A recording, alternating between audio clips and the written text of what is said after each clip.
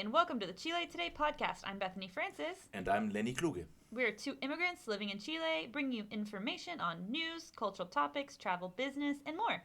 The Chile Today podcast is the first ever bi-weekly English news podcast. For more information about the news topics you will hear today, check out our news affiliate, chiletoday.cl. If you have any questions, stories to share, or just want to say hi, message us on Instagram at Chile Today Podcast or email us at chiletodaypodcast@gmail.com. If you're feeling generous, rate and review us so that more people can find our podcast.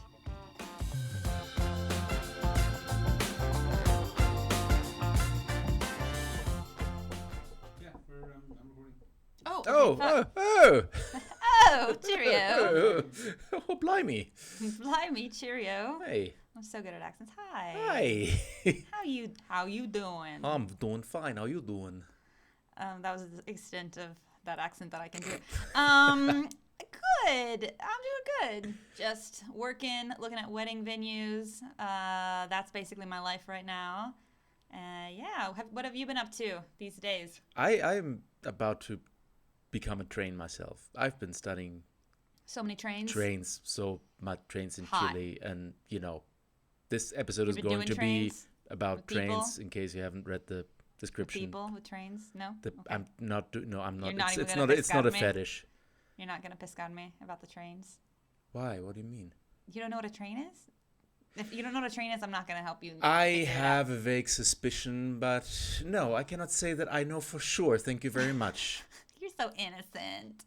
An innocent little German. I go to church every Sunday, No, you but don't. it's not true. Which church? What religion? The Church of Netflix. The Church of Netflix every Sunday. Me too. The Church of the Office. The Church of every my Sunday. couch. I pray there to make sure that Germany wins the World Cup. Are they in the running for the World Cup? Oh hell yeah! We're probably at least gonna make it to the round of 16. Okay, I mean, Although like, we got a what, new Italy's not in coach. it. You got a new coach? Oh, are we in, man? I'm not really following this. I just like my soccer, whatever interest, just like gets switched on as soon as things are, getting serious. It's like if the event is like around the corner, and then I'm just like, oh yeah, I'm gonna put on my jersey and Yeah, I'm everything. such a big fan. Yeah, and like outside of that, I'm just like, like I don't know what's 90% happening. of Chileans with the Chilean team. Yeah, even though you gotta be fair that most Chileans take football really seriously, just I don't. Right. A lot of Chileans take football really seriously, but more their local team. Like they'll die for their local team. Oh hell yeah. Yeah. Yeah, that hits close to home, eh? Yep. I mean, literally, if you're living in the center. So. Yeah, no kidding. Anyway, so we have events coming up. We do have events coming up. I do not have the dates in front of me. Okay, so I'll do it because I'm smart. So our next event is the Bilingual Trivia Night, which is going to be on the 21st of May, because that's the month we're in, starting at 8 p.m. We are actually getting to shove a few more people into the venue because everybody's been begging us to do 4 per team instead of 3 per team. So we already we can do okay. 4 per team. Good, because now we're like in we're phase 2. It's not called 2 anymore, but phase medium phase. I hate that. Like I mean, I like the new system. It's easier, but I like the numbers better. Yeah, numbers are more clear. I could than be just medium. like, we're in phase 2, we're in phase 3. It's like now we're in the medium sanitary impact phase. This just doesn't roll off the tongue. Tongues are important. Smoothly. Tongues are absolutely important. for trains. I don't know. I don't know if they are. I mean, I don't even know what I'm talking about. I'm gonna say tongues are important for trains. And pub quiz. Okay, so pub quiz. So you can have up to 4 people per team. It's going to be, because we're upping the teams, it's going to be 10,000 pesos entry per team, and it's bilingual. It's super easy for anybody of any language level, English or Spanish, to join in. It's super fun. If you want to come, make sure you make a reservation, because space is going. We had to turn away 3 or 4 teams last month because they didn't have reservations. Right. It's going like hotcakes. Going like hotcakes. So if you want to play, or you have a team that you want to play, you want to come by yourself, we can stick you on a team, totally fine. Or just 2 people, that's totally fine also. To make a reservation, you can message at The Chistoles on Instagram, The Chistoles on Facebook, or TheChistoles@gmail.com.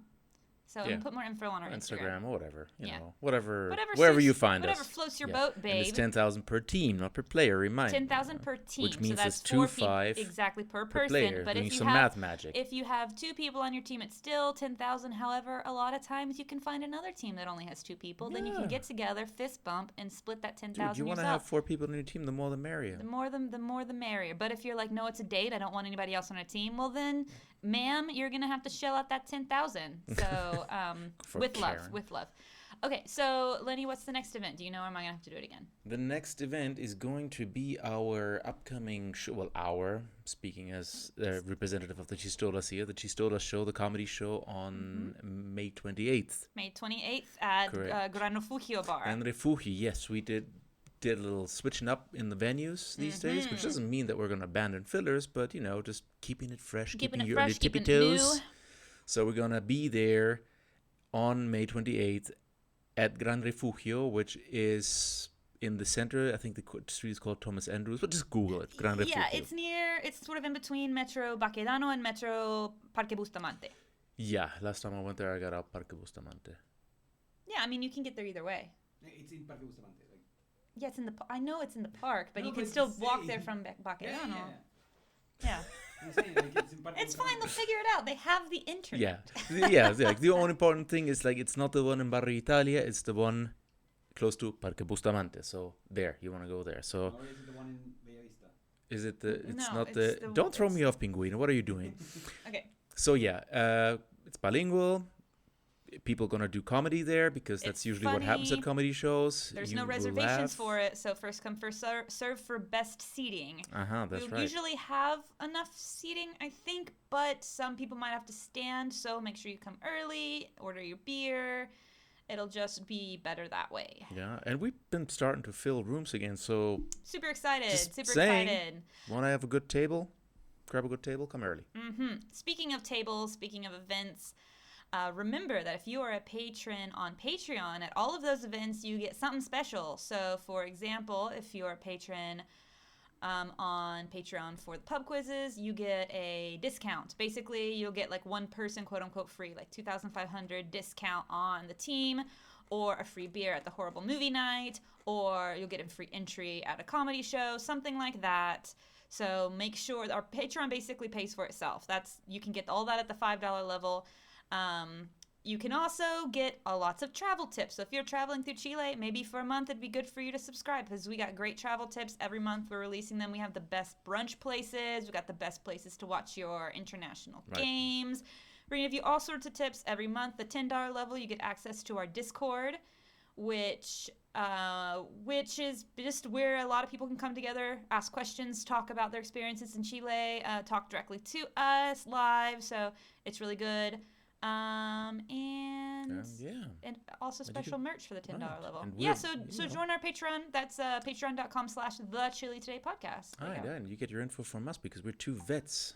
We're two know veterans. about stuff. Yeah, and sometimes especially with even if you've lived here for a while, especially with the pandemic, a lot of for example, the brunch places or the restaurants you want to go to, or because we also have typical Chilean restaurants you might want to go to. Some of them have shut down, some of them have moved. So we have all of that updated information for you, even if you're a veteran of Chile, on our Patreon. Chile Today podcast. We know shit. We know shit. And yeah.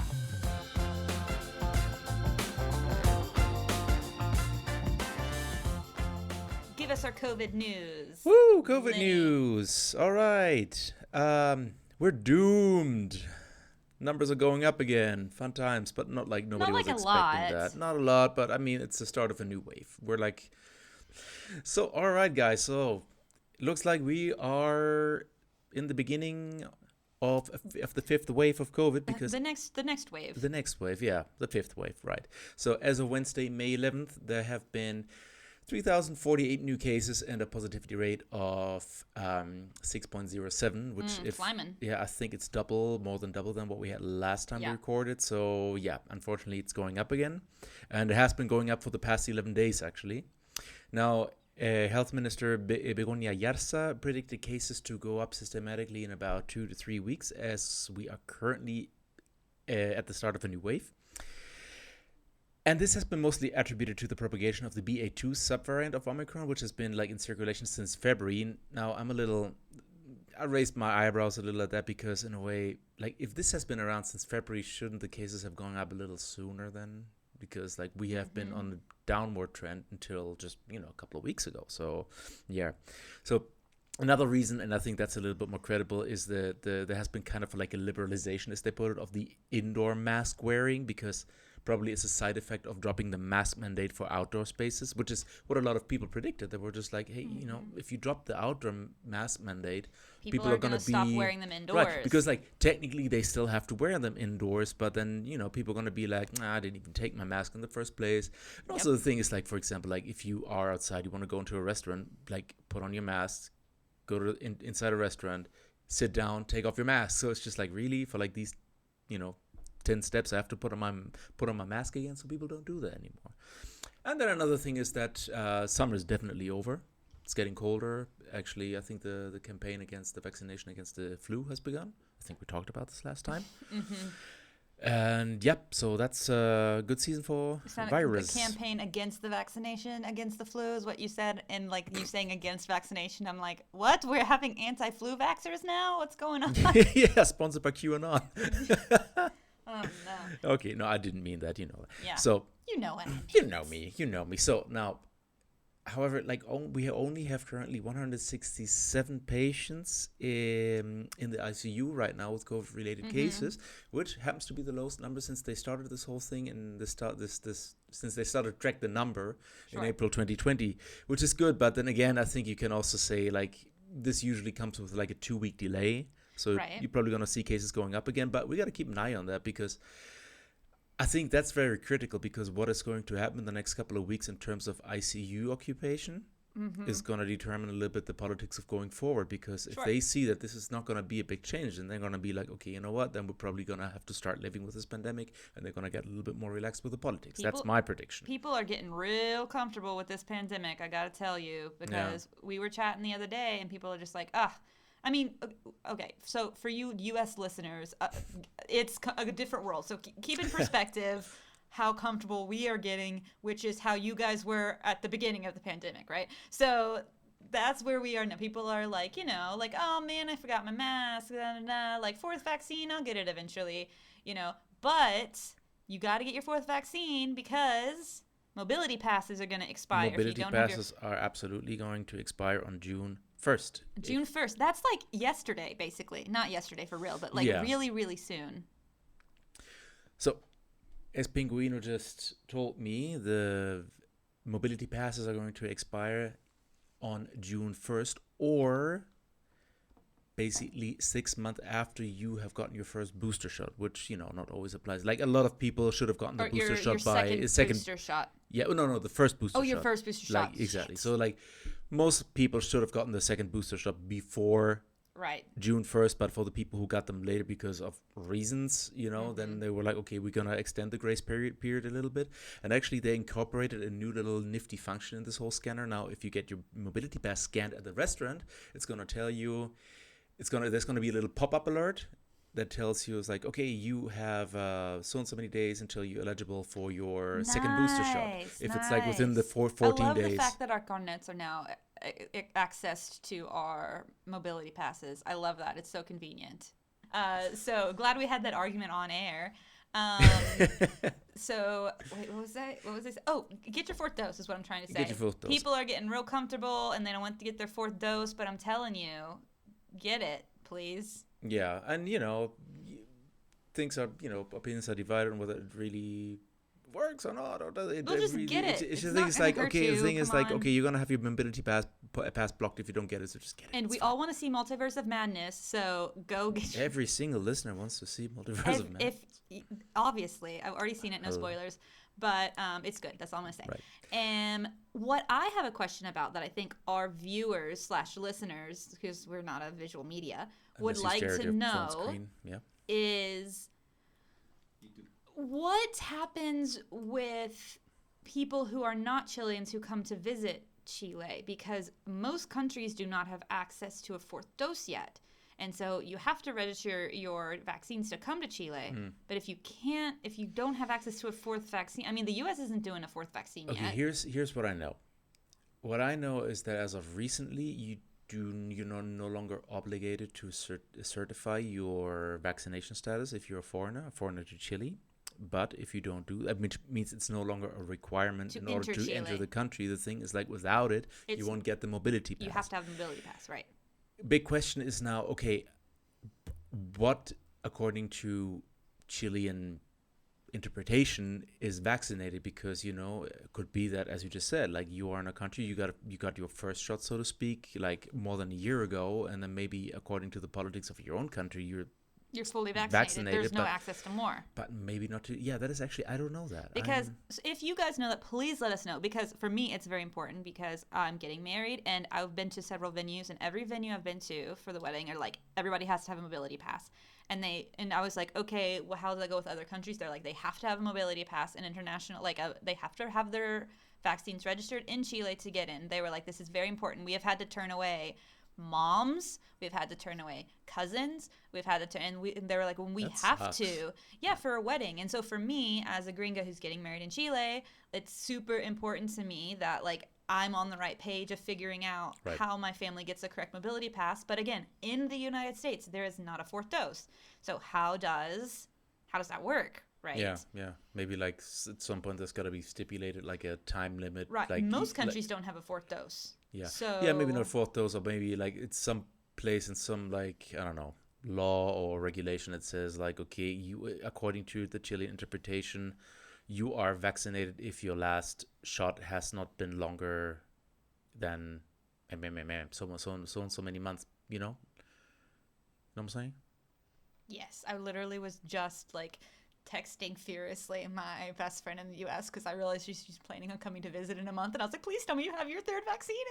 She was like, no, man, vaccines give you autism. Well, and no. like, you're uninvited. She's very much like, I'll get my third in, I don't know. She's definitely pro-vaccine, but she's definitely more like, she's not anti-vax. Let's put it like that. No, she keeps doing like antibody tests, and when her antibody test goes down and she doesn't have any more antibodies, she's gonna get her third.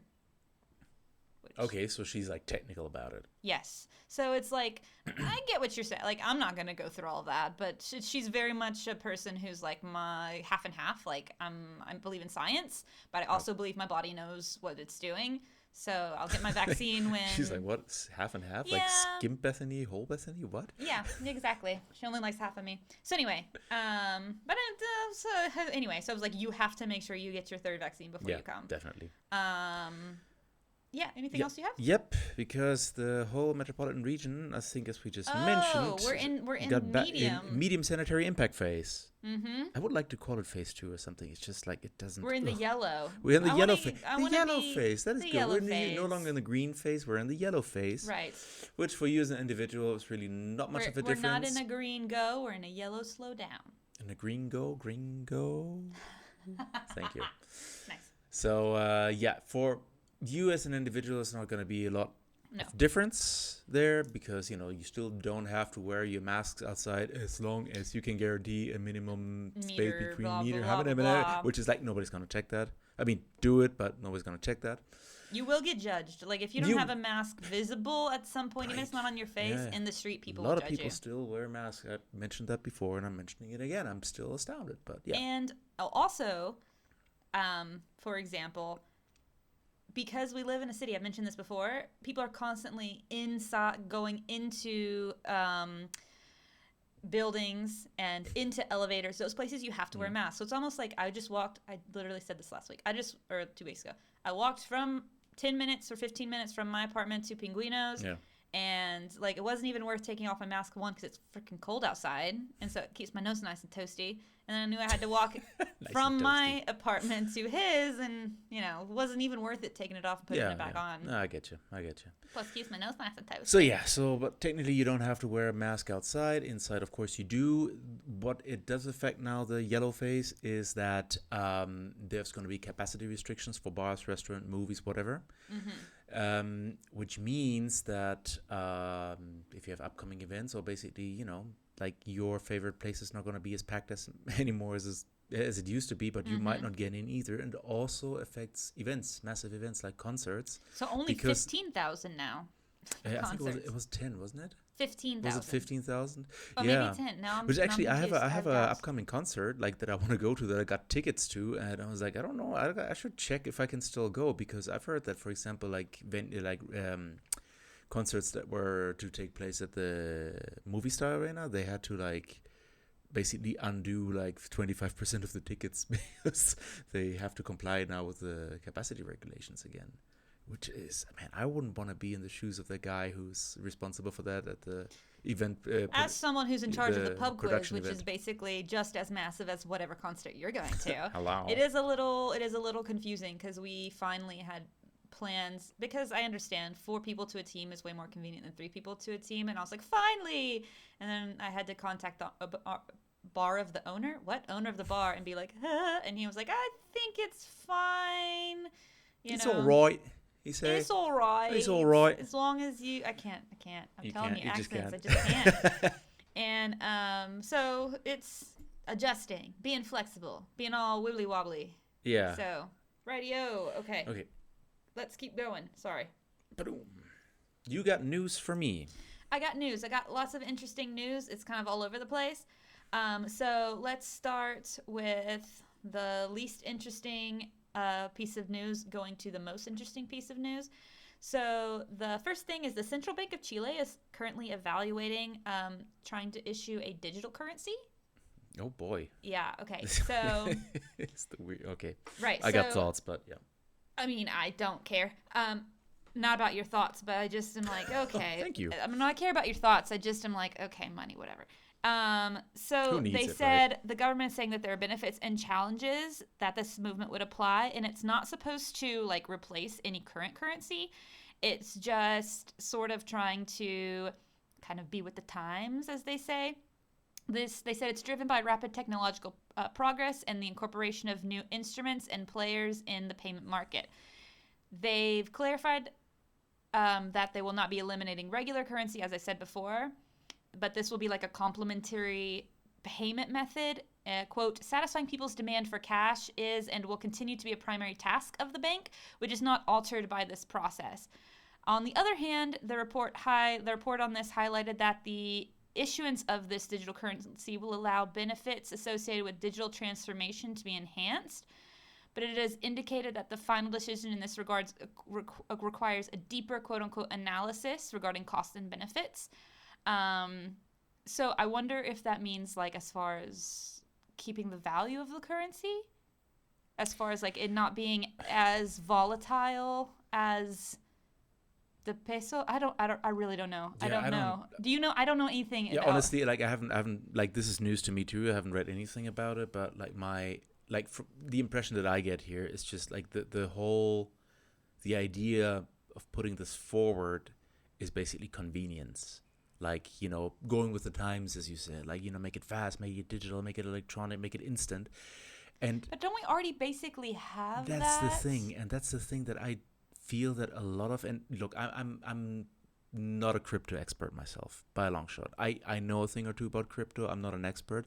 And what I do understand is that the whole point of cryptocurrencies like Bitcoin or whatever is that it's a decentralized thing, that it doesn't depend on any kind of government. That's actually the absolute antithesis of exactly. like, so if the because government, you don't want a government behind, right? Because if there is, it's not a cryptocurrency, right? And as you just said, you have this thing. It's just like the currency itself is being backed by the central bank, is being backed by basically the economy of Chile. What we're talking about is the transaction. How can we make this more agile?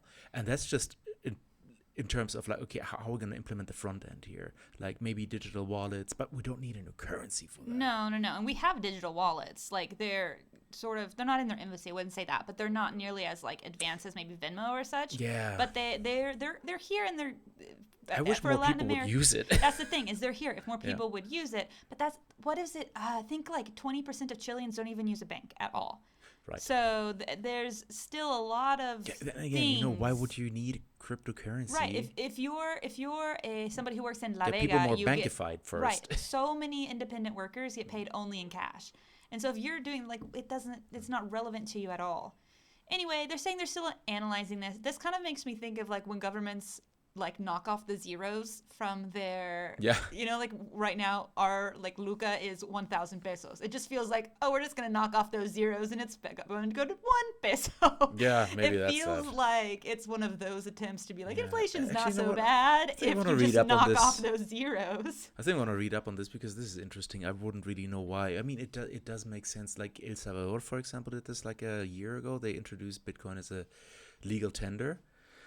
Yeah, which was, I Tanked. mean, but I did get the idea behind that because a lot of people didn't even have. The thing is, it's easy to access. Like, they don't have what we have here, that basically every citizen has a right to a bank account through Banco de Chile. They don't have the same thing In Banco Estado. yeah, Banco Estado. They don't have the same thing in El Salvador, for as far as I know. So kind of like Bitcoin is accessible to everybody. So it kind of made sense from this point of view, but it was really the wrong idea from a lot of. And I'm not against that per se. It's just like Bitcoin right now is not a currency in the sense that it's a medium of exchange because it's so freaking volatile. Money's not real. Can we just say that? Money is not real, and it's going to continue to. We're going to have so many Money's money. a convent, it's like an agreement. I mean, like, it's so fun. We are going to continue to have what, like we have war bonds and blah, blah, and this and that. And we're just going to continue to be like diversifying the way that we conceive of Diversify, yes. Yeah, unreal thing that is money forever. So there's that. Talking about money, inflation is not letting up. Inflation is going rampant, so much so that actually on May 5th, last week, or 2 weeks ago when you listen to that, the central bank increased the interest rate to a whopping 8.25% to combat inflation, which is, okay, if you don't follow interest rates and primes and all these things. You don't know how money works like me.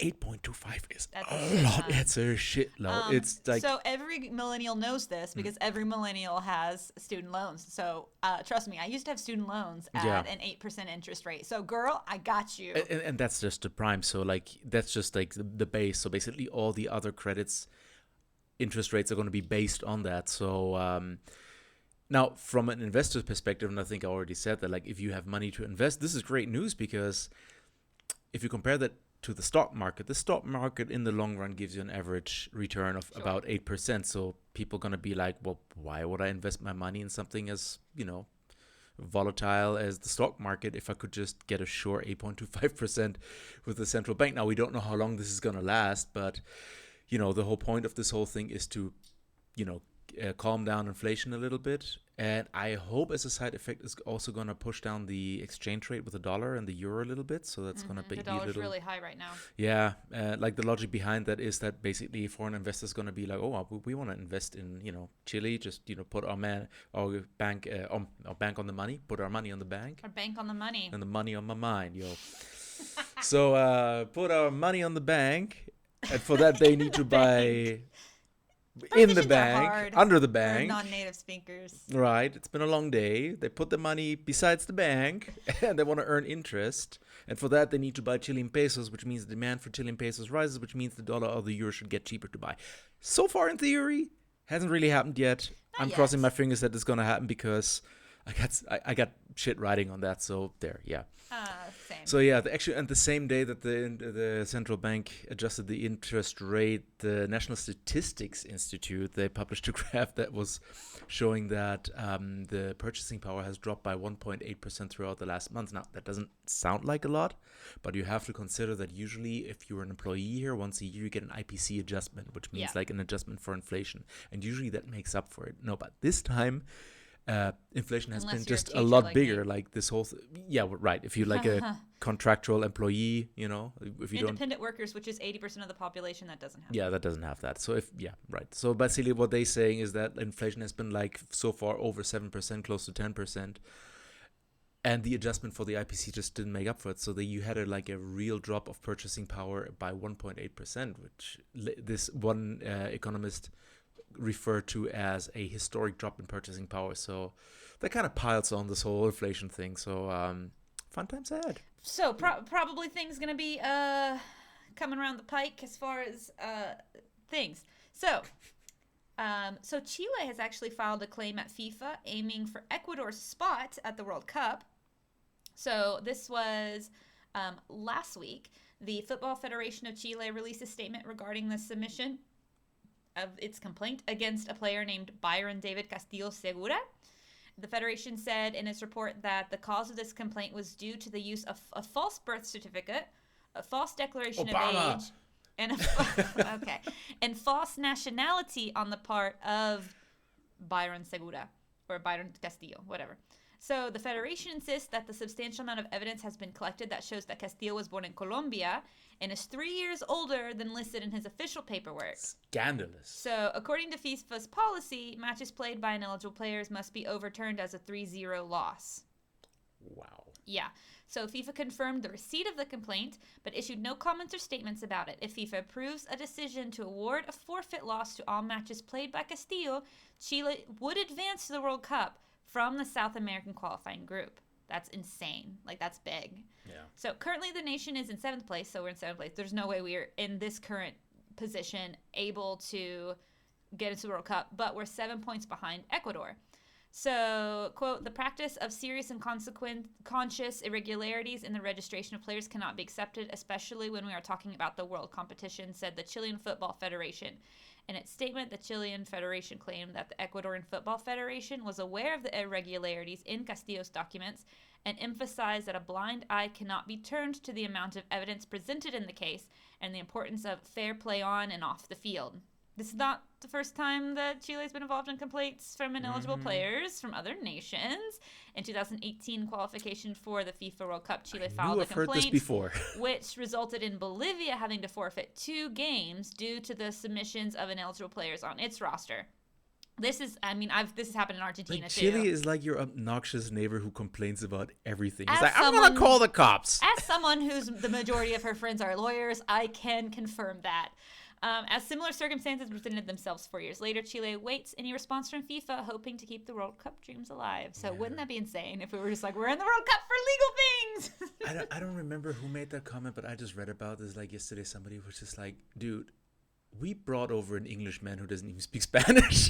But you're allowed to do that. I know. according It's to the semantics. rules. It's about this whole thing, but it's just like the whole morality behind it. It's just like, I'm not talking about morality. yeah, no, rules it's are rules. rules are rules, and it's about money at the end of the game. So like, it's Wait, just like the whole morality is just like, okay, you're getting haughty about this, you're getting huffy. Come on, let's like chill out. Of course, But again, I get it. It's what lawyers do, right? mean, you yeah. get huffy about like if you don't follow the rules. Yeah, and honestly, like if I was in charge of the ANFP, like was it the ANFP in this case? Probably, yeah. Like I also be like, yeah, I'm doing my job. I'm trying my best to get Chile back in there, but that would be kind of a stale victory. I mean, I it's a don't care. victory nevertheless, but it's kind of like, The ones we like. I mean, it's not like we would get far in the actual competition anyway, but it would be nice. It's always fun in Chile. I mean, we would win. What I was saying is, Chile is so fun during the World Cup. It's really fun. Everybody, it feels very camaraderie. Like we're all in this together. A second High School Musical reference today. I don't even like that movie. what am I doing here? I don't even like that movie. But no offense to any of you guys who are like a year younger than me and caught the High School Musical fever. Like, But yeah, Pinguino. everybody's coming together. People meet on Plaza Baquedano. No, yeah, but in like a positive way. Right, like this everybody's like, there's time. no like, there's Greek no will shake hands with politics. flights, Yeah, everybody's there's hugging no- each other. There's no politics there. Like, yeah, one of the like It's just cutest La things. Roja. One of the cutest things in the Estallido was when all of the Colo Colo, the Católica, and the Universidad de Chile players were like hugging and like Aw. I was like, oh my, I'm gonna cry. So anyway, that's FIFA news. So that's a pretty big deal. So we'll keep an eye out for that and update you guys for that. What you got? Well, I got some other unreal news. Cue music.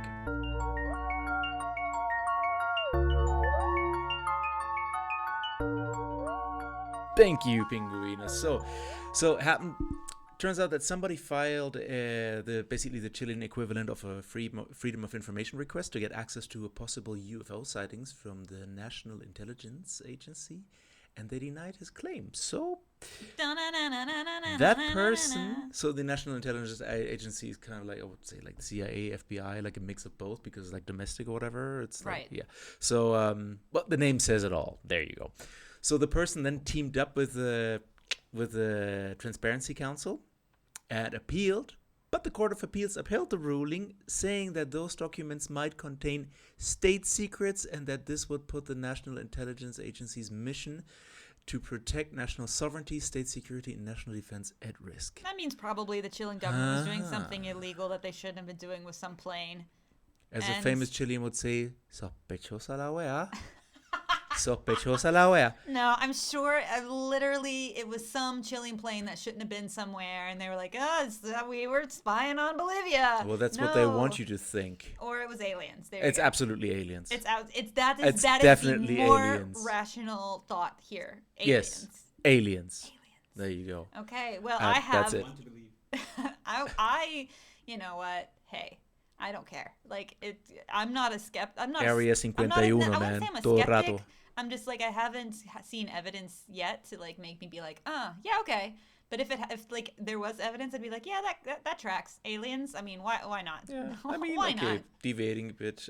I think that, aliens exist. I just don't think they've been here because just no way. I believe in like. There are a couple of reasons I'm not going to get into I because it's believe going to in get the too Fermi wonky. paradox. Wait, Yeah, not the Fermi paradox yeah, is one which thing. is which is like they probably have existed / will exist later. Oh my God, there's a picture. Puna just showed me a picture of Pinochet shaking hands with an alien. That is obviously a real picture. Of course. That is 100% real, and I will die on this hill. Okay, so here's another thing.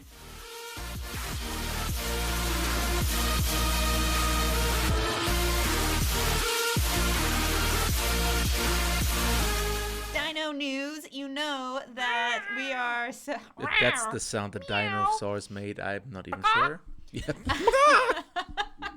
Probably. Fear the majestic Tyrannosaurus Rex. They probably did, honestly.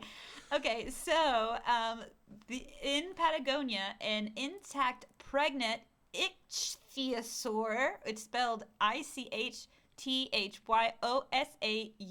What which is- is like ichthyosaur. It's an itchy Ichthyosaur. sore. Yeah, ichthyosaur fossil was recovered from a glacier. So it's pretty interesting that it was pregnant, right? So they recovered one of the world's most complete ichthyosaur fossils from and its intact embryos from the Tyndall Glacier in Patagonia. It was preserved in pregnant ancient marine reptile dubbed Fiona by scientists. It's 4 meters long and will help scientists study embryonic development, which sounds very scary as far as like Jurassic Parky. Yeah, it's like, haven't you guys paid Don't attention do to it. any of those Don't movies? Do it. Though, would I go to Jurassic Park? I probably would. If it existed, I would risk it. Would I leave? Probably not, because I'm dead. Yeah, I would not leave. I would be dinosaur food, but Yeah. at least I It's was worth part it. of the circle of life. Okay, so this roamed the seas, or it was lived in the seas. I don't know if you can roam the seas between 90 and 250 million years ago. The fossil is the only pregnant ichthyosaur that's been found on the planet from the air between 129 and 130 million years ago, said Judith Pardo, who's a scientist who discovered the fossil, saying that it's incredibly important. She's a paleontologist from the Magallanes University, GAIA Antarctic Research Center. And they actually discovered the fossil more than a decade ago, but the site's extreme climate conditions, harsh terrain, and remoteness made the extraction a complex logistical challenge. So the scientists spent 31 days extracting the fossil that then had to be helicoptered out of the site. Because the fossil was so complete, the paleontologists said they had to extract 5 blocks weighing 200 kilograms to keep the bones intact. So, like, this sounds like a lot of money, but A lot of okay. work. The fossil is now prepared for exhibition in the Rio Seco Natural History Museum in southern Chile. So, Field trip. yeah, field trip to Patagonia.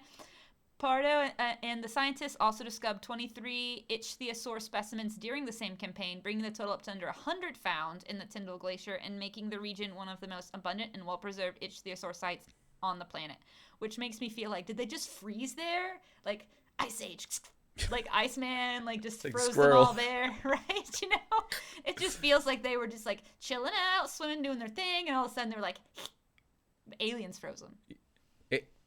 Oh See, my gosh! there we go. We figured All it makes out. sense. I felt all that this makes article sense. was like one big tongue twister. Ichthyosaur, Can you say like 10 times in a row, ichthyosaur specimen? Ichthyosaur specimen, Ichthyosaur specimen, Ichthyosaur specimen, Ichthyosaur specimen. Usually, I'm pretty good at tongue twisters. I have a talent. What was the tongue. name of the Going back to glacier? trains. What was the name of the glacier that they got it from? That's not that hard. It's the Tyndall Glacier. Tyndall. Yeah, you slipped up there. It's like ichthyosaur from the Tyndall glacier specimen, whatever. The Thimble Glacier. Thimble. Tyndall. Yeah. I actually had a friend growing up named Adam Tyndall. Hey, Adam, you're not listening to this. But, hey, Adam, what's up? How's it going? Yeah. Do you have any other news? Nope. I Great. got no more news this Let's week. talk Nothing about happened. Choo Choo choo. All aboard the Chile podcast train.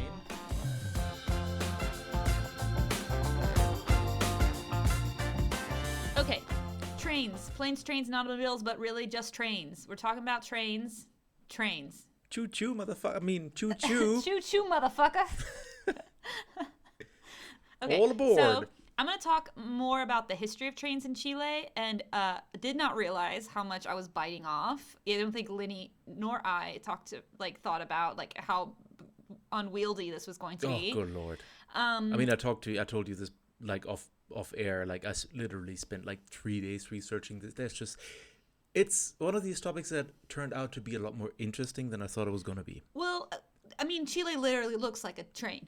So, it's like a little train. What it looks. It's a little train. If being slim and long is Yeah, what you of associate course, with of course. train, okay, so be it. There you Knock go. yourself out. There you go.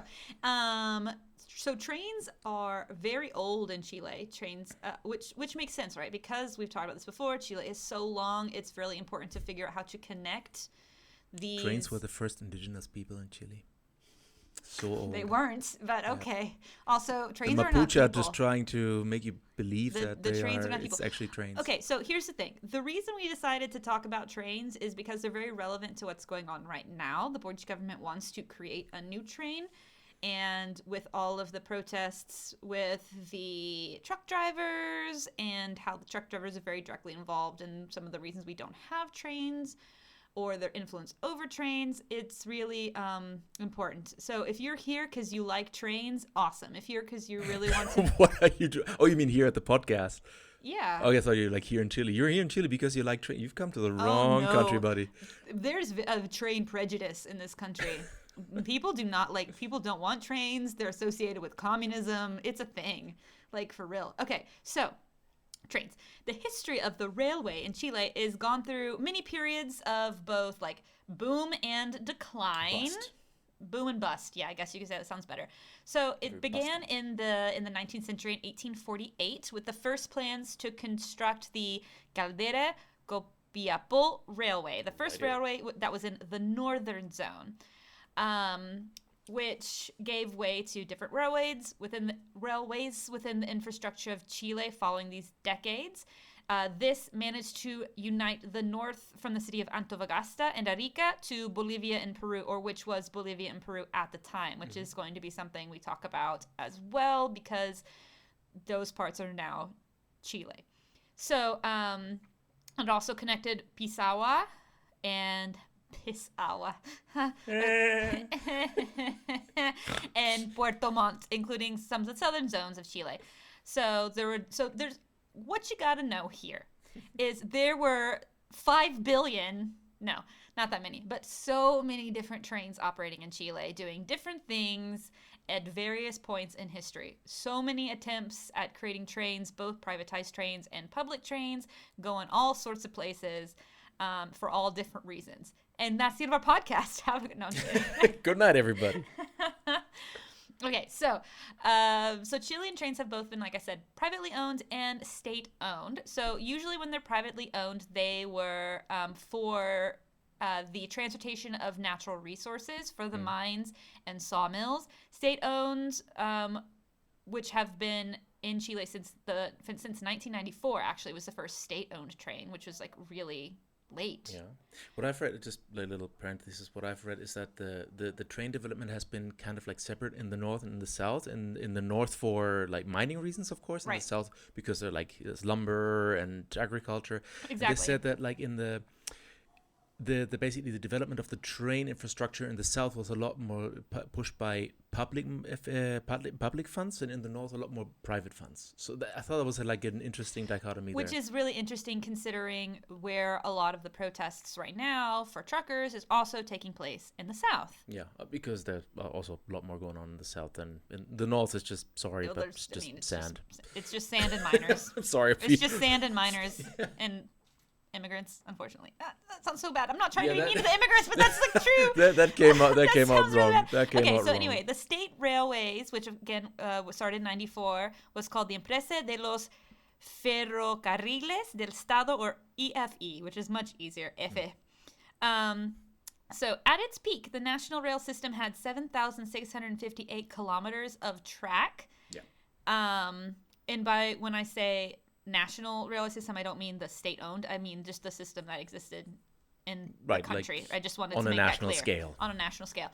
So, and this, and that was in 1913 and carried about 20 million passengers in 1946 and about 27 million passengers by 1973. So since the 1950s, the passenger transport service and cargo was beginning to start lagging. Mm-hmm. And this was due to lack of investment in infrastructure until EFE was finally effected in '78 when all the state funds were cut off, entering a serious crisis. So this is, I think, information you have. Right, and also like just a little parenthesis there that in 1913 when you said that the total length of all basically the railway in Chile was like 7,658. They also managed to connect actually Arica with Puerto Montt. Like there was a whole amazing. cohesive thing, and this is also because people get like all glazy-eyed these days when they're talking about a national railroad. We want every cities to be connected, which would be great.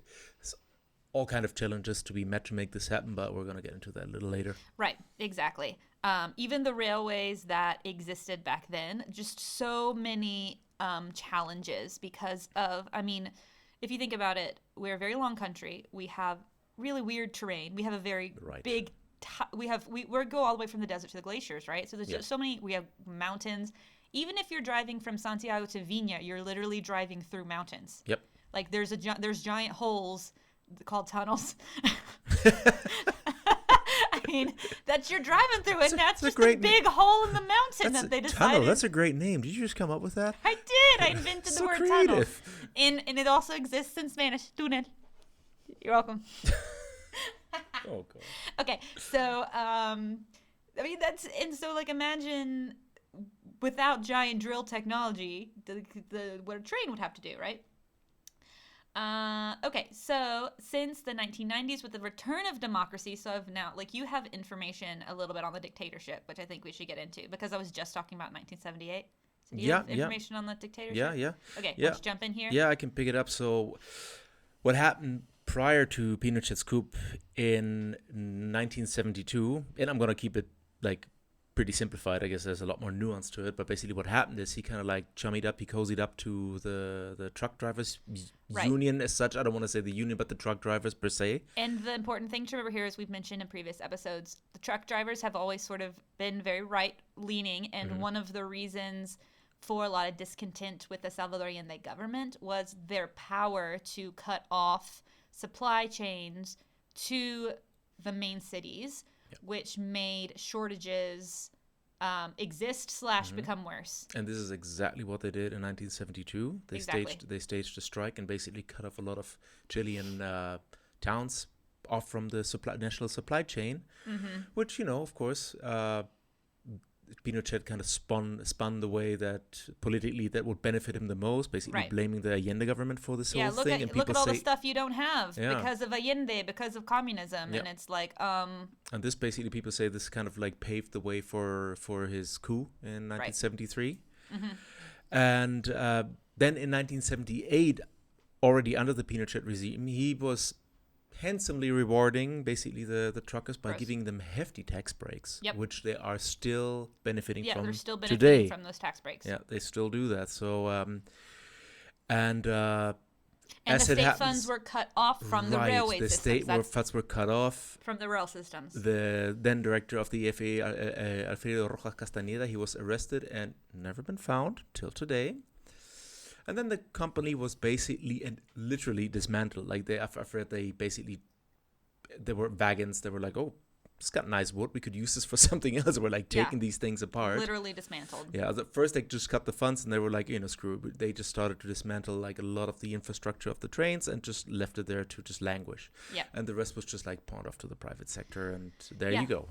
Yeah, So I by the end of mean- the decade, the train was just like an afterthought. That's all. And we had the thing I'm going to go into a little bit because we had so many trains. Like thinking about it now, I've More seen like rather than so many trains, we just had like this huge network, like this exactly. whole working That's what I meant. infrastructure Like, from Arica to Punta it's Arenas. insane that we had like I had no idea there was so much. Portemont, sorry. There was so much connectivity. There was so many ways people could get around even before we had access to buses. Like Right. in a way that was pretty much unheard of in Latin America, and it's pretty intense. And like just sort of the Pinochet government came in and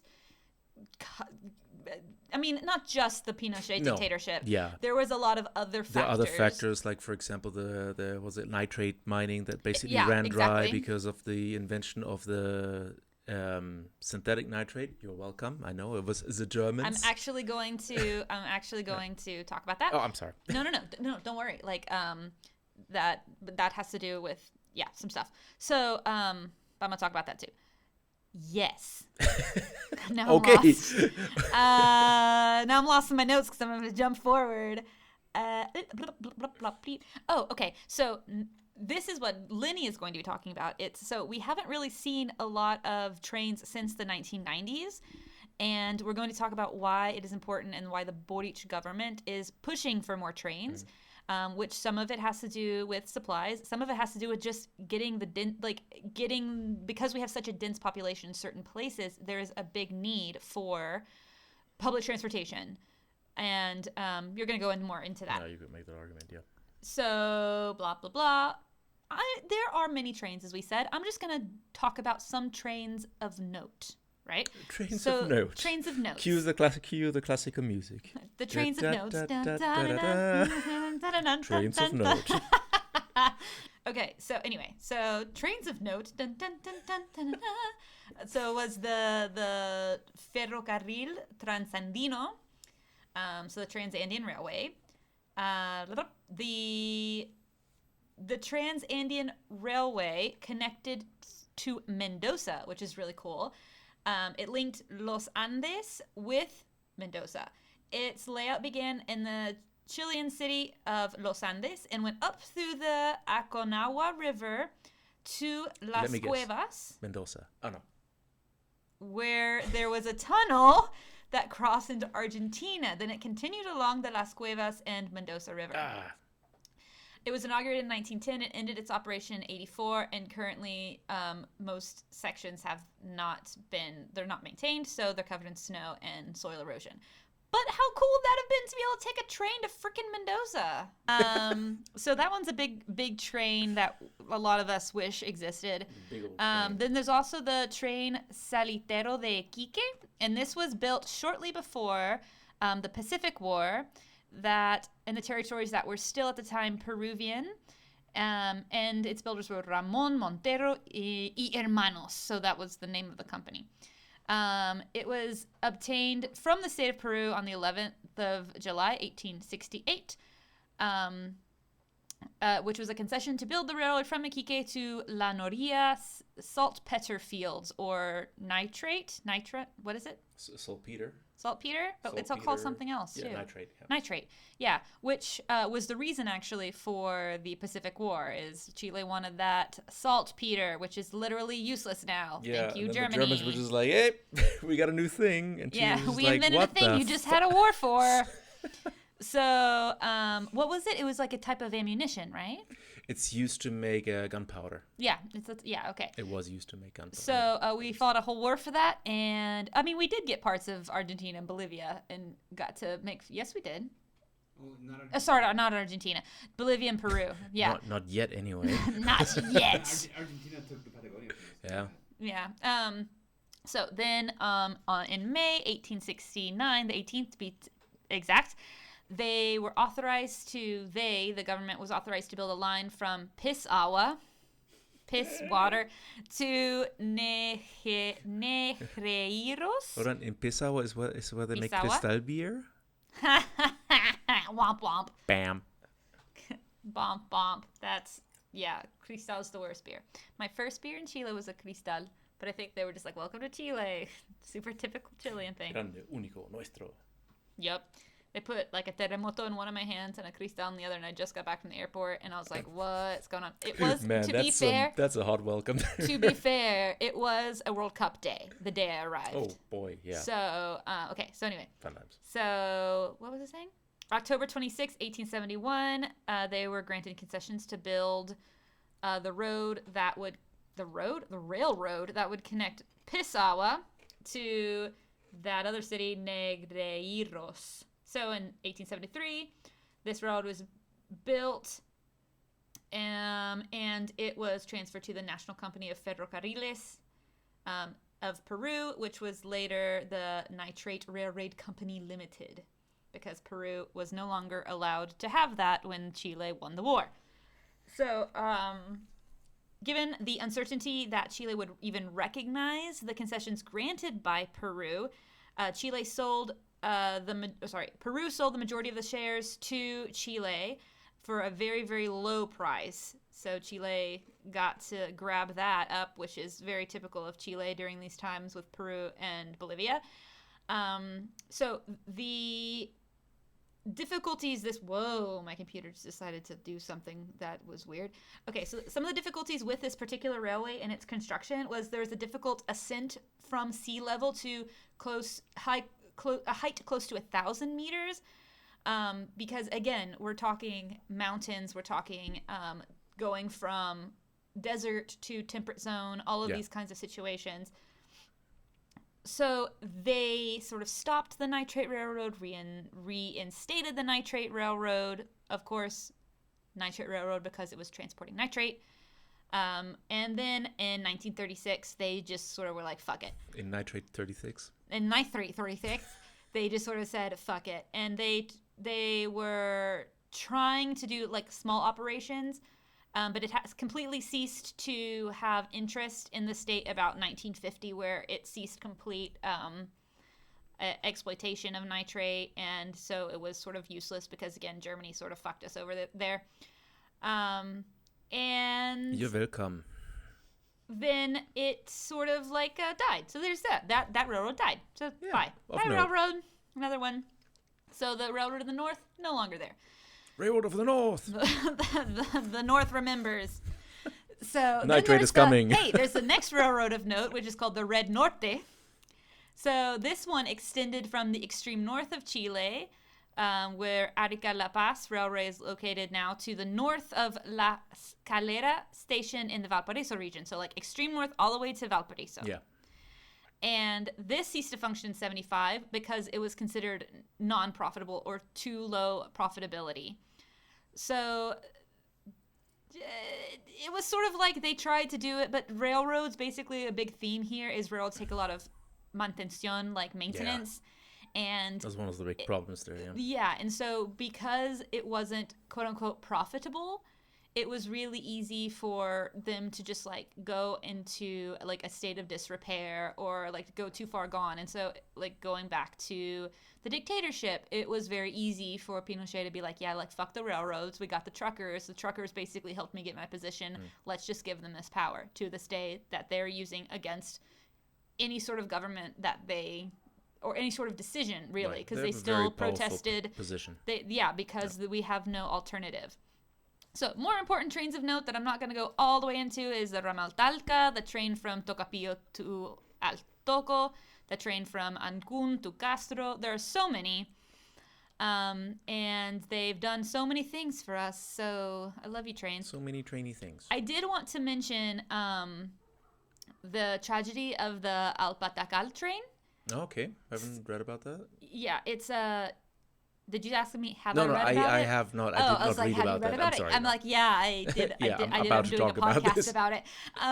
Okay, so this actually, technically, the train was it was in Argentina, but connected to parts of Chile, and you'll find out. Okay, so Suspense. yeah, so because the accident was on Argentinian soil, but it went through parts of Chile because you know how Argentina and Chile are super like And Chile's connected. gonna be like, you guys figure this out. Right. So this particular tragedy is every year remembered by the army because 12 Chilean army Chilean cadets army. lost their lives and others were injured, and the year was 1927.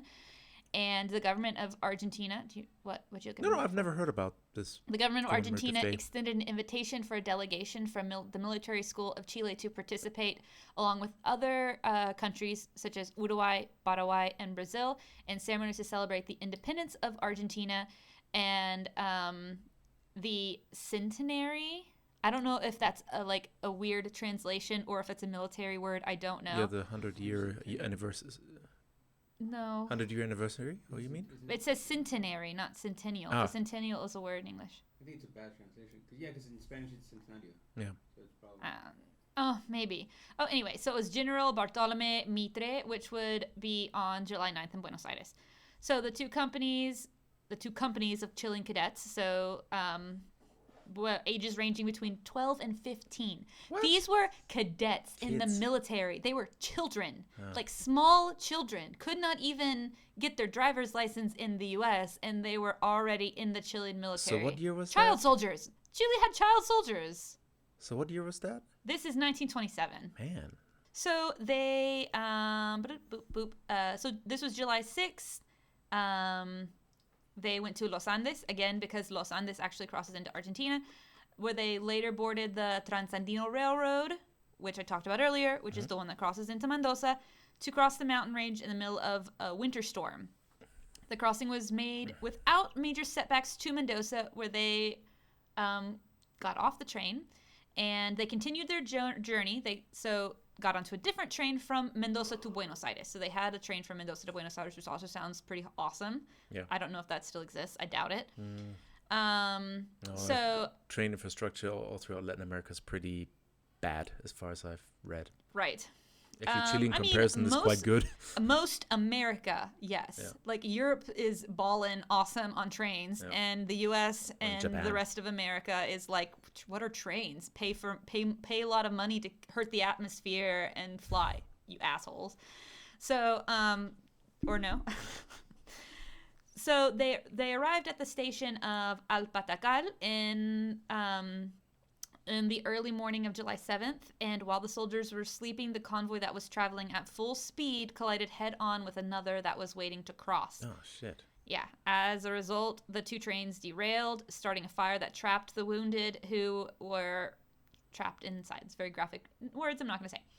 And there were also horses that the officers would be using during the parade. 12 cadets died and 31 were injured, in addition to many wounded.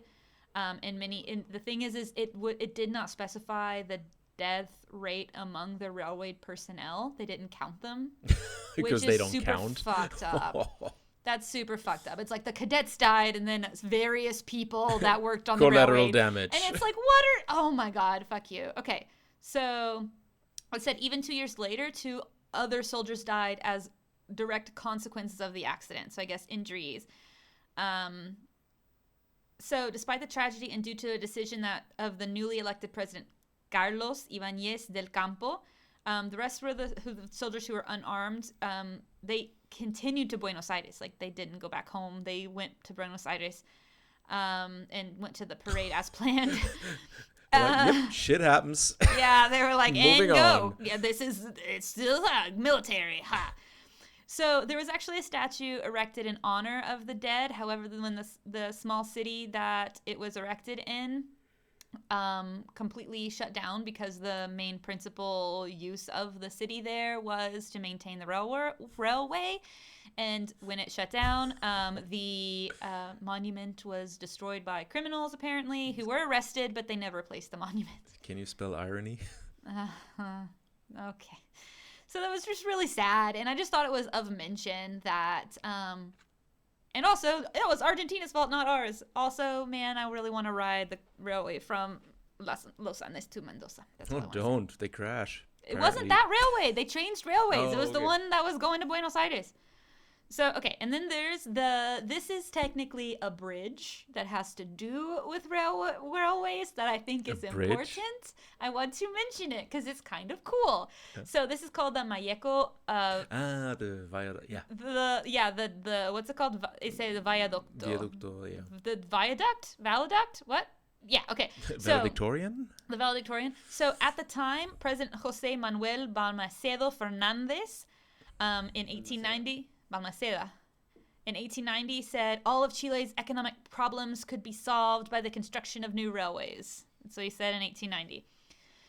So this was it's a viaduct, that's the word. So it was a solid iron structure.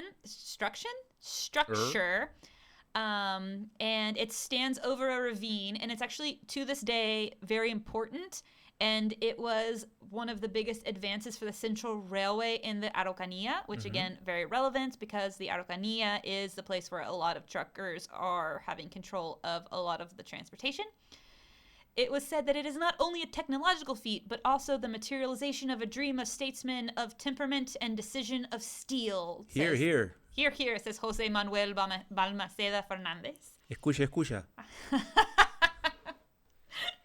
Okay, so at the time, this was like a really big feat. The materials used were apparently really amazing, and it hadn't really been attempted with the type of materials and like going over the ravine ever. And it said that it was sort of like a symbol of strength after the Pacific War of like, look at us. We build bridges. We build bridges. That's what we do. Yeah, and it was sort of a symbol of the emerging prosperity as a result of the nitrate exploitation, blah, blah, And blah. the engineer who built it, he was like, yeah, whatever. Yeah. All of that. And he believed Just let me build it my would be stuff. like a huge part of the vital circulation and progress of the entire nation and its inhabitants, blah, blah, blah. Which maybe would have It's like, had, you're done. I got a had bridge to fucking build. Germany not just been like, we made a synthetic nitrate and then like destroyed every one of Chileans' dreams. Thanks, Germany. Oh, but, that's what we do. That's what we do. That's what we do. Destroy dreams. And really a lot of people, like a lot of architects, say that this viaduct is still pretty impressive to this day. It was able to survive like a lot of the rain and a lot of the difficult weather that existed in the south, and those kinds of things. So and Balmaceda says more things. He was really excited about it. He really loved this bridge. He was The very engineer much was in just love like with eye rolling Not behind it. only It was like, was he come in love on, with get this on with bridge, it. 30 years after its construction, there was sort of like legends around the train, and it said like the bolts and the rivets would like come out as trains crossed it. And it was even like people from around the world would come and like film this, like, this is an amazing strong bridge and it's supposed to be killing people from collapsing, but it's not because it's strong. And actually a film company was filming it when the bridge actually collapsed. I think the bridge got like stage fever. It's just like, I'm shy, don't film So me. a film company was like, it was there stationed to film the bridge. Well, the thing was that they were stationed there to try to catch it when it collapsed, and they did. So anyway. That's what they said after that. Oh, sure. So yeah, that's why sure. we came here in the first place. They were there for like 10 years. It's not fair or whatever. So, but of course, every bridge needs maintenance, and people did neglect, again, this bridge. But they did try to improve it several times, especially since as trains began to improve, they began to get heavier, right? Because of what they were transporting and different kinds of things. So they began to get heavier, and so they needed to rebuild. And they did a little bit of construction in 1918, but the biggest piece of construction was in 1923. And since then, there have been no significant changes to the bridge. And according to the ilovetrains.cl, I don't remember if it is like Yo quiero trenes or whatever, the author said that this train bridge holds a special place in the heart of all Chileans on both sides of the political spectrum, and that is why all political sides have refused to protest on the bridge and damage it in any way. XOXO. XOXO. That's So anyway, so cute. yeah. That's so cute. So did you have more information on this? Yeah, just this bridge, one little this tidbit. bridge? One little tidbit is like when it was constructed, it was actually the highest railroad bridge in the world at that time. In the world. So yeah, it was all strong and high and mighty. So yeah, I guess I can Big Dick Bridge. Big Dig Bridge. Yeah, this is why it holds a special place in people's hearts, I guess. Suck it, Europe. Suck on my bridge, dick. And then like the French soldier was like, "Oh mon Dieu, Well, I we mean, have to it build was- a bigger bridge." I mean, it was the French did help build it. Like, They what did- did they we did do? help Why build- did we do this? Why did we help them? And also with their drainage system that does not work in Santiago, which is actually true. They helped build the bridge. The French helped build the drainage system in Santiago based on the drainage system in Paris, which doesn't fucking work because we don't have the same like soil, anything. And so that's why everything floods in Santiago, because Yeah. the drainage pipes are actually too small to maintain the amount of Except water. for Santiago Centro, which is like the draining system based on old Spanish colonial architecture, which works perfectly. Right. So what I'm trying to say is we build a lot of cool things and we're like, oh man, that's cool. And at the beginning, it's super cool, like the Costanera Center. And then we realize it doesn't work. So It's a big phallus. It's a giant, like the Costanera Center, if you don't know, is a giant phallus, which the toilets don't work. And maybe they do now, but like when it was first built, like nobody could have offices in it. I think to this day, like I think the hotel opened like 3 years ago. Yeah. It has 2 offices. Okay. There's 2 offices in the giant phallus. Because the toilets like don't work, 'cause it's too tall, and it's like. And I'm but, still but waiting it's at still some the point. biggest, Like it's still the I'm biggest still waiting building for in the South huge America. eye of Force Parliament just to pop up on top of the tower to, There you go. just be like, you want to enter Mordor? Right? Mao would freak out and be like, yes, but no. Okay. So what do you got for me? That's the history of trains. Rightio. Thanks so much. That Is was there interesting. anything other historical that you wanted to mention? Not from my part. I mean, I already did mention the whole part that Pinochet played in this whole thing and the downfall. Basically, the part that Pinochet played in the downfall of the railway system. Yeah. You know, but as you already mentioned, it was not only Pinochet. It was also the downfall of the nitrate mining business, which kind of caused the railway to dry up a little bit. And also, you got to consider back in the 18-something, there were no planes.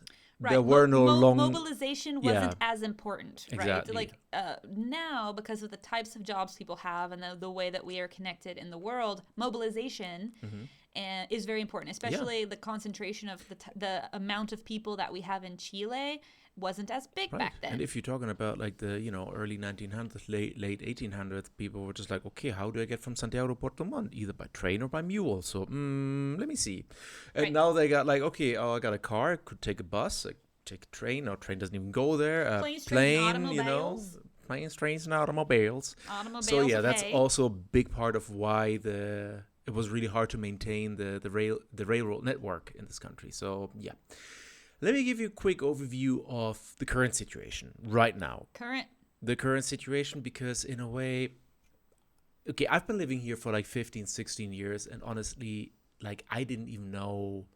I mean, I knew that Chile had trains, but it's just like, it's not a thing here. You don't. No, there you, are. You never... I had no idea there were so many trains, because there are. Right. Again, like, I'm from the U.S., so I can understand like being from the U.S. not being like trains, but like. Having been to Europe, trains are so important that when you come to Chile, if you're going to travel somewhere, you're probably gonna, if you don't have a car, take a bus. Mm-hmm. You're probably gonna take a bus, or you're gonna fly, and you don't even think about trains. Like nobody's like it's like in the U.S. Nobody's being like take an Amtrak. Like nobody's doing that in the U.S. There's also no mention on, like, there are no commercials for trains. No. There is no like billboards. Nobody's like I took the train to to Vienna. And you're like, Nobody what? talks about the train ever. Like the only train people talk about is the metro and how like it's still it canceled service again because it's a technical Exactly, whatever. and that's the metro. It's Yeah. not. It's not the same. That's a different thing. It's the thing on rails. So as It's a railroad. and I was actually rather surprised that as you said, at the sheer amount of trains that actually do exist, but in such a like disparate and like disjointed capacity, because right now Chile's railroad is not so much a network of railroads rather than like a disjointed patchwork of several like 100%, short and medium distance commuter lines. This is how it is because right it now. was used to transport goods. Like I need to transport As well, this nitro or this lumber to this city, and there's the rail. There's not a road. Yeah. There's the railroad. But remember, it used to be a cohesive network. Sure, like, yeah, it, 100%. at some point, it fell apart, and basically, let's say diasporas of these like little like networks are still there and are still functioning for better or for worse. But they're there. But there is like not a big whole of this whole thing, Right. So It very much reminds me of the U.S. Like it reminds me a lot of like if you see a train in the U.S. I mean, Amtrak exists, but but it's more expensive than driving. It's more expensive a lot of times than that's flying. one of the big problems too. Yeah. And so nobody really the only person I know that's taken it's very novel, right? Like you want to take an Amtrak because it's novel. Because also, or you're like environmentally conscious. Yeah, or you want to have fun. So, but it's when you see a train. My grandmother actually has a train track in her backyard. Oh, does she let homeless people live in there? No, she has a train track that works. Like people, there's a train. Like just a track. No. I grew up actually. The sounds of train like make me feel very peaceful because I grew up in my grandmother's house when I was sleeping all night. There'd be trains. It's very mesmerizing. And it's all cargo trains. It's just transportation of lots of coal, lots of other things, whatever. It's cargo trains. Yeah. It's not like, and it's a very limited thing back and forth, right? So yeah, that's pretty much like how it looks in the north right now. Let me break this down for you. Break it down. Break it down. So in the North we have exclusively cargo transport, and they are operated by 4 private companies. Right. Mostly for mining, as already mentioned, and which in large part actually run on formerly state-owned and now privatized railway infrastructure. Like that used to be also state-owned. It's not anymore. And also there's Codelco. And but Codelco is just like a world apart. They're doing like their own thing. They're doing their own thing. Yeah. So that's the north for you. It's just mining. And then you have the central region. And there are passenger trains operated by the state-owned EFE, which right now we have, I think there are like 5 different lines from Limache to Valparaiso. Yeah, There's a commuter train from Nos, which is honestly like a little... From where? It's a little suburb in the district of San Bernardo. I've never heard of before, but I've heard of the train name before because it's called the Tren Nos, I think, or Nos Tren, whatever. It's NOS. Nostradamus. Yeah, no, just NOS. And that's a little commuter train that runs between the little locality of Nos to Estación Central, which is in Santiago, Really? Yeah. Anybody heard choo-choos in the center? Well, it's not choo-choo, it's electric, but okay. Oh, okay. Right. And then Disappoint. Yeah, I know. The disappointment in my voice. Aw. Okay. No more coal. So there's also like a train that runs between Santiago and Rancagua. There is also a train from Talca, but not to Santiago, but Talca and Constitución, which is like really, you couldn't really just have expanded this thing. God like, damn that it's just city. like, yeah, we get to Rancagua and then we need to take a bus to Talca if we want to get to That is Constitución so for whatever reason you Talca. want to. It's so typically Talca. I don't know. I would blame Talca for this then. Blame Talca And for there everything. is also a service between Santiago and Chillán, which is actually the only train that could be considered long distance, like up to now. So that's one thing. And then finally in the south, there are passenger trains as well as cargo trains. Like they got the best of both worlds there. So you got passenger trains, which are actually more than medium or long distance trains, are trains that serve the No, actually, no, I'm lying. There's actually one train which is Oh called the my Bio God. train. We are supposed to be responsible journalists with all of the knowledge. I know, How with dare my you. degree from Reddit University, I don't know if I can right? justify It's this. Wikipedia So there's this University. thing called Biotren, which has 2 lines, and it serves the greater Concepcion area. Mm-hmm. So it's kind of like in New York, you got the New Jersey, you got the Path Railway. I think it's kind of like comparable to that. And I think it's called the Path. It has some different name. that's called Path, It's called Path? or maybe that's Chicago. Chicago. There's a I train don't know. from There's New a York to train. New Jersey. Yeah, it's not long distance. It's not metro. It's kind of like an I've seen in it in between How I Met kind Your of Mother. thing. Yeah, I guess so. That's the thing there. And there is a train between Talcahuano and Laja. I have no idea what Laja is. And there is Oh. also a train between Temuco and Victoria. Huh? Oh, go, keep going. And right. So so much for the passenger trains in the south. There are also cargo trains which are being actually operated by the AFA. Okay. It's not privately operated. However, there are 2 private operators in the south, cargo operators in the south, which is FEPASA and Transap, but the infrastructure that they operate on is 100% owned by the AFA. Now, the cargo railway network in the south spans from the 5th region, which is Valparaiso, basically, down all the way to the Lake District. So basically, it basically connects Valparaiso to Puerto Montt. So there is a railway from Valparaiso to Puerto Montt, but not for passengers, just for cargo, so far. That being said, there are also, as you already mentioned, international connections to Peru, to Bolivia, and yes, also to Argentina, but not Mendoza because that one is defunct. It's to Salta, I think. It's a little bit up further north. Really? Yep, that still works, but I think it's also chiefly cargo. Again, I would like to And, know how well these functions and how these passenger ones function and how nice they are, and are we talking you get on it and you're like, oh fuck, I'm about to die, or are you like, oh, this is this okay? Yeah, I guess that's mostly the business of the tourist train, but yeah, get into that. But actually, the tourist trains, there are actually, I was just about to talk to that. The EFE also operates 8 tourist train lines, including one from Santiago de Concepcion, which is just What? really, they couldn't make this a regular train, and it only operates during the summer month, and apparently it's like a night train. And I think it was just Taking the night train, or what's and I that think it was song? just put out of commission a week ago because a tree fell on the tracks or something. It was just a big clusterfuck because it resumed operation. I have never after- heard of this. Yeah, no, me neither. It's just that's what I'm saying.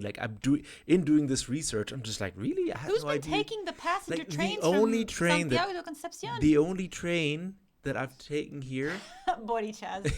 the only train that I've taken Oh, in okay. Chile was the Tren del Vino, which is that complete dog and pony show for Wait, tourists. what is Tren de Vino? Oh, you never heard of that? Oh my god! Oh, you never heard of that? No. Oh, no, that's a I am train that- excited now. Tell me everything. Yeah, Please tell me it's as exciting as it sounds. It's it's a train which, if I remember it right, it's very old timey style, and then you get on the train, and then you have vasos coming on and dancing and singing cueca, and you get served wine, and then you get to Viña, I don't know which one, but the one that was owned by this former arms dealer who can't leave the country. That Oh my one. god! So that's just a side note, but yeah, it's a fun day trip. Oh my god! I have to. I guess you do. Oh my! I need this in El my Tren life. del Vino. I'll I'm send you the link after that. Please send me the link of this because, again, how fun would this be to do with my friends coming from the U.S.? A buttload of fun. Just one buttload of fun. A barrel Not of monkeys. a shitload. A barrel it's of monkeys. only the butt at this point. Yep.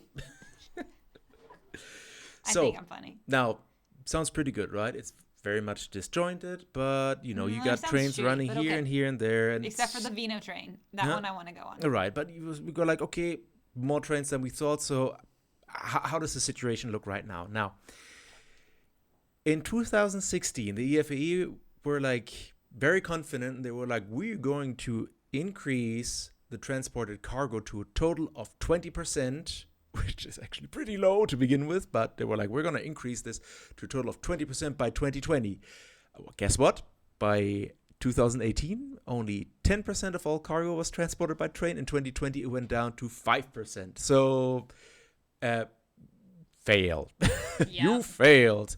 Now, just to give you a sense of comparison here, other OECD nations are in between 15 and 30% when it comes to transported cargo, not only 5% and not 20. And actually, it was the US, of all countries, being on the forefront of this development. Like, I wasn't really sure if they're like the best, but apparently they are the ones that are developing most rapidly when it comes to this segment of transportation, which surprised me. I did not know that. I didn't double check that, but I didn't know that either. So yeah. Now, most of the cargo by train in Chile is going from seaports and towards seaports. Like, if you transport cargo by train in Chile, it's mostly on these lines, from where they come from, then they go to seaports.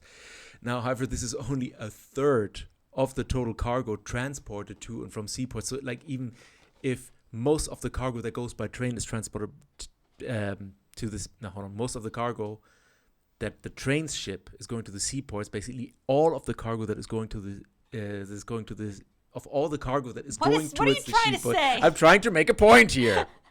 Let me try this again. Of all of the cargo that's going to the seaports. Yeah, trains only make up a third of that. Okay. Yeah, but the rest is trucks? The rest is trucks. The rest is basically not pigeons, not carrier pigeons. Not carrier pigeon, not mules, not nothing. But just put that in your pipe and smoke it. Basically, most of the cargo that trains haul is to the seaports. But in that bigger picture, trains don't even contribute the most part of the cargo to the seaports. It's just ridiculous, It's redonk. So, and that doesn't even consider the whole cargo that is transported within the country, Right. It's just like, okay, if you want to take stuff from, Antofagasta to Santiago, like trucks. There we go. Yeah. I mean, I think we can confidently say trucks are the vast majority of trains. I mean, that's why they have so much power. Yeah, absolutely. Now, so much for cargo trains. Passenger trains. In 2017, only 4% or 4% of all passenger travel was by train. Which, compare... 4% sounds like a lot, actually. 4%. Now, okay, this is why I'm going to give you a little reference here, because if you compare that with countries like Germany or Austria, you have numbers like 23.5% for Germany and 42.1% for Austria. So Austria has 10 times more transport, 10 times more passengers by train than any other mode of transportation. So that's a big thing. Calm down with Austria. Come on, Germany. Calm down with your obsession with Austria. Hey, it was the other way around. Come on. They were obsessed with us. This one guy in particular, but I'm not going to go there. So before the pandemic in 2019, actually the EFE hit a record high of 51 million passengers. Now, I don't know what percentage that is, but my bet is it's not too far away from the 4%. And again, how many of these people are just going on the wine train? Good point. I think they have been lauded because they were just that's a very novel concept, turning this whole thing into tourism, which, okay, fair, granted. Maybe it's a nice revenue stream, but then again, I feel like it's taken away infrastructure from where it's really needed. But, this has a whole different economic side to it, which we're going to get to.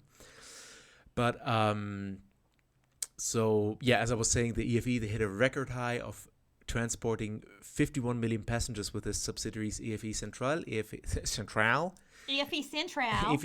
EFE Valparaiso, and EFE Sur, while in 2020 the passenger numbers were slashed in half. Well, I mean, and the cargo numbers recovered in 2019, right? But it's just just to give you an idea of how little or how few passengers the trains were actually transporting prior to the pandemic. But also, where the fuck are you going? That's the thing. You would have to be going to very specific places. Exactly, which is one of the reasons, right? Just to give you a sense of scale here. Right, because, for example, I go to Viña a lot. That's where my suegra lives, my mother-in-law. And it would be fucking awesome if there was a train that was super convenient to get on, really cheap, so I can pop on it and go to Viña to see my mother-in-law. Spoiler, it's in the works. Okay, you were actually making a good point. It's right, just very few passengers, where they're going to go. And let me talk a little bit about the infrastructure here, because it's not only because of the lack of connectivity that we're experiencing here, it's also the infrastructure that we have. Sure. It's just in an absolute state of disrepair, and many, many miles of railroad that cannot be used for just that reason.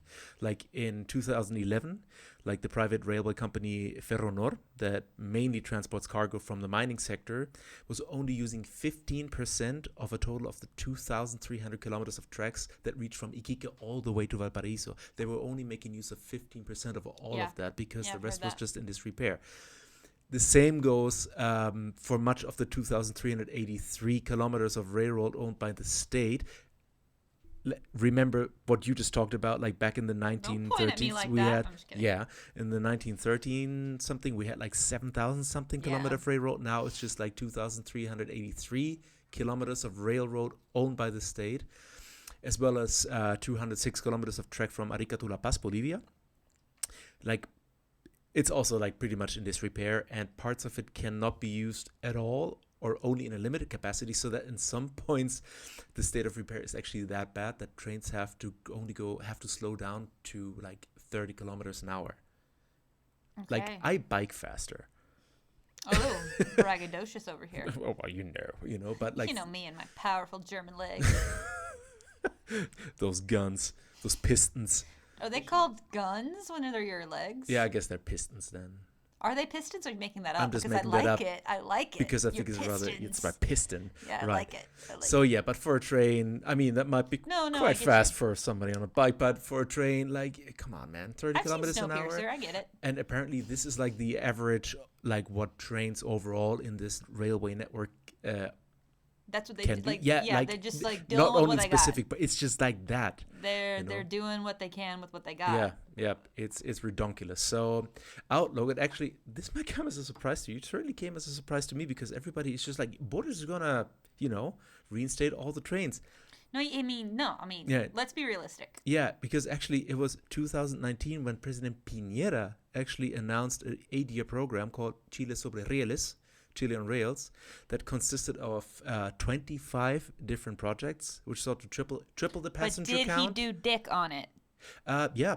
Oh, okay, cool. I mean, I think some are behind schedule, but things are moving along, In what capacity? in the capacity that they're moving along. What do I you mean, want me- yeah, but how are they moving along? Well, No, I mean, like, what has he done? I mean, I can't tell you from the top of my head now, but there This were a is couple also the of... man that was like, we're going to build a giant underwater electrical system from here to China. And, of course, nothing like that happened at but all. things so I'm are just trying moving to, along. They're actually... I'm just trying to see, like, are we Right, real, getting to or that, are getting we, to okay. that. No, it aimed to... So the goal was to... why am I, like, gesturing I like don't know, and you Obama? keep I don't throwing know. things I'm just down on like- the table and making yeah, clonk sounds. I'm yeah. sorry, audience. For your listeners, I'm gesturing like a politician right here like at Bill the days. Clinton over here and Yeah. throwing down a bottle cap over and It's over. like- It's weird. Make no mistake, Make no mistake. this problem... This Piñera. project is consisting of 25 different railway projects. I'm trying to do my best Obama here. I but it's mean, not I even... sort of hear it if I Okay. squint my ears. No, hold on. I gotta... This project is consisting of... So 25 different projects. It sought to basically triple the passenger numbers and double the transported cargo by 2027. And they were investing a whopping $5.5 billion into this whole plan, into the whole railway infrastructure. ¿Y qué pasó? Okay, so with the birth of this Chilean Rails program, there are currently several projects in development, a couple of which are actually already finished. Don't name me which ones. I think the ones... The fake ones. Yeah, Like, I would the have to. fake I ones would have to already look this up, finished. but there are a few. Okay, just to name a few, you have the construction of the train from Santiago, Mayoko, Melipilla, the Melitren, which I think is about to be finished. Okay. The commuter line, which is supposed to reduce the travel time of 2 hours by car to 46 minutes by train. Actually, I saw From news. where? Santiago, Mayoko, Melipilla. Okay. So this is expected to transport more than 50 million passengers a year, which is about the same number that they're the already entire Right. railway network is transporting. So that's a big project. There was actually just a news article about this that I saw yesterday. So it's chugging along. It's about to Literally. yeah. Chugga. No, I mean, great. Like, Yeah. but I was just trying to verify because, again, like, Piñera definitely did some things. Yeah. I'm definitely giving him credit where credit is due. He did a lot for vaccinations. He did a lot of things. He, like, helped continue along Mm-hmm. the metro system that, like, Bachelet sort of started and got into motion. He continued along, did really well with And, that. yeah, I fix just, the but he clusterfuck also that was said a Plan lot of things Santiago. that he didn't do. Yep. And so I guess Boric is sort of like taking up the mantle Yeah, here no, and I'm not expanding. Right. So I wasn't trying to be like, yeah, I don't believe. I was just like, okay, tell me now. Yeah. Like, what No, has but he honestly, actually done? I was personally a little bit surprised because I felt like this whole discussion about trains It's just definitely came to been the a leftist. forefront. Yeah, it's been when- definitely been a leftist, at least in the public Exactly. scheme, a leftist So I was- ideal, I right? know, so I was really surprised because they really, put this on the banner, and I was actually Yeah, really surprised to literally. see that it was Pineda who kind of kicked this thing off. So there, another one of the projects was the procurement of 50 new trains for the southern regions, which are already here, as far as I know, from China. They got China. they- Oh, apparently Chile is in the top most influenced countries by Yeah, China I've- in the world. He was like number 14. read that, which probably That makes sense to me. I Yeah. mean, we just lots of African countries in Chile. right. Well, I mean, honestly, how much of that is just because we've been? No, I don't know. Sinovac? We have a lot. I think it's a good Copper. thing. Well, not copper, the vaccine, a lot of companies, a lot of Huawei, all of these I companies. mean, there are not really a lot of invest. restrictions to entering the Chilean market, so that Which is is actually good, honestly. We're one of the few countries. No. I mean, okay, think about it. We're one of the few countries in the world that is able to have really good relationship between both the U.S. and China, which okay, that's is you what were I was going. trying to. What I was I trying was to say. like, I what? you look like I just kicked you in the balls. What is this open No, market? no, not that. I just mean it's really good for Chile, and that's one reason we have our fourth vaccine already. We Yeah. have been able to balance our relationships between these two countries in a way that's been extremely difficult, if not impossible, for most of the rest of the world. So that's all. So That's China. Okay. So China. Right. So China. Moving on. So apart from the 50 new trains, they also worked on the restoration of they want to work on the restoration of the line between Talca and Constitución, which apparently is this very romantic little thingy thing. What? Yeah, it's a very historical thing. It's Talca, right? Talca, the most romantic Right. city in Chile. Absolutely. Let's do it. So yeah. True. So then they were planning on the renovation of the infrastructure and reinstating the Santiago Batuco line, which is I think about to happen for passengers as well as for cargo. Batuco is like Lampa, Colina up there.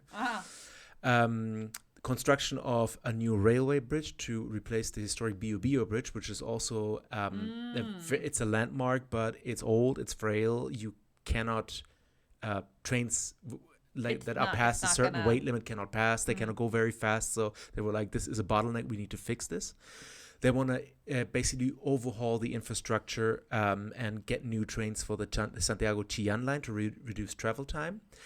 And they also want to expand the network and renovate the fleet of the Biotren services in the Greater Concepcion area and expand the network of the Merval service network for the Greater Valparaiso region. Again, if you want to, I can double check after that which project has already been finished or which is close to completion, but I know that there are a couple that are These are actually all already projects done. that are already in the works. That are in the works. Some of them might be finished already. I'm not quite No, sure, that's fine. but it's happening, and I think It's moving all of along. them are pretty much in the works. So yeah. So Well, that's So, good yeah, because so- one of my right. concerns actually was because of the things that Boric wants to do, his administration is a lot about investment, right? Because if you want to have complete electrical power by 2025, which is going to be impossible, as soon as possible, there's a lot of infrastructure that has to happen. So if we're talking also about a train, there's so much infrastructure that has to happen. That's so much investment that he's going to have to put forward for a long-term result, right? And results. right, that's not going to appear in 4 years. Nope. And so it's a problem, right? Actually, right now for his administration, it's like we got to spend money to eventually make money, but we're not going to do this until way after my administration, until maybe he's reelected, if he's reelected, or if he runs again. Yeah. Like those things won't even be finished. He can rerun, not after this term, but he can run again after 4 more years of whoever else. Which is also very, constituent on the Constitution. Right, of course, right. Like that's a whole different that's a whole different fish that we're going to get into soon. So as you can hear, the idea of revitalizing the railroad is gathering steam. Pun totally intended. Thank you very much. So add to that as you were just saying, even before his election, Boric, he also proposed train connections beyond what Piñera had suggested in his plan, including a Santiago-Valparaiso line, a Santiago-San Antonio line, and the expansion of the Santiago-Chillán line to include Concepcion, which would absolutely make sense because they're just 70 kilometers apart. and Concepcion is a major urban area, so yeah. If we had a fast train from Viña We got a to fast Santiago, I know. Okay, if we had a fast train, or whatever they're called, speed trains, High-speed trains, yeah. Lightning McQueen trains, from Santiago Uh-huh. to Viña, Yeah.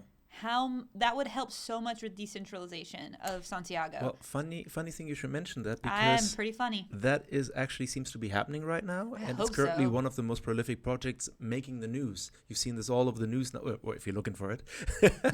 But it's not. It is not a government program. Actually, it is a private initiative. So there are currently 2 candidates in the race for that one. So we got the one company is called, and I'm not kidding, it's called Iniciativas Privadas Limitada, which I think just won the award for the sketchiest company name ever. That's pretty sketch. And the other one is the consortium TVS, which stands for, very on the nose, Tren Valparaíso Santiago, Okay. which was initially formed by the Chilean business group Sicto Coppers and the state-owned China Railway Engineering Corporation, which later retreated from the project and was replaced by the Spanish company Acciona. Now, as you were saying, the project wants to actually build a high-speed railway line that will cut travel time from Santiago to Valparaiso in half. Oh my If you God. compare it to a trip by car, which is 1.5 hours, they say we're going to cut this down to 45 minutes. And Can it you also imagine contemplates... people could commute that to Yep. Santiago for their jobs? Absolutely. Oh my that God. would And be because awesome. people already do.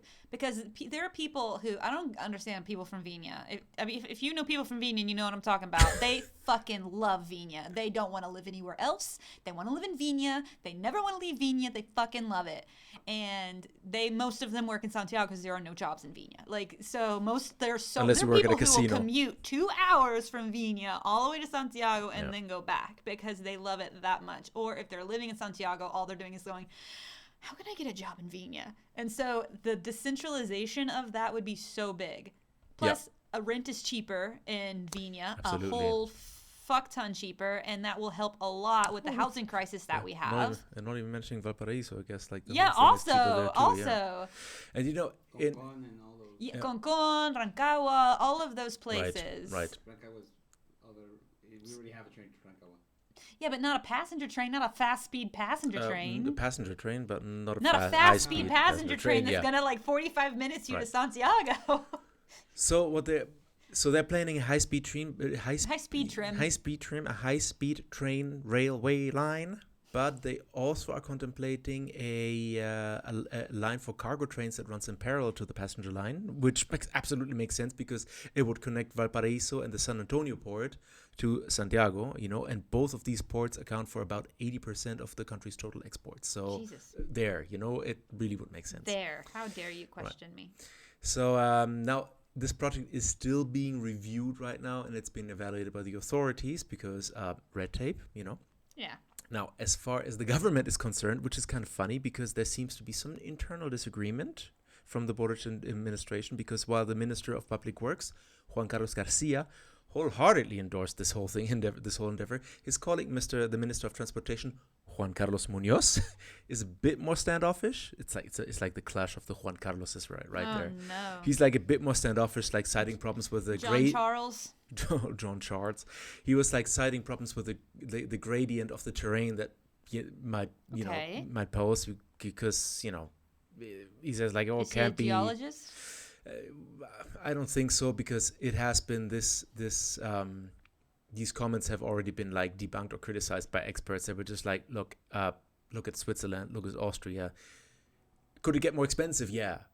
Of course it could get more expensive. Is it impossible? No, it's absolutely not impossible. You can make this work, but Is this you might have... person invested in the tarifa places that doesn't want the tarifas to not get money or he's pay for highways?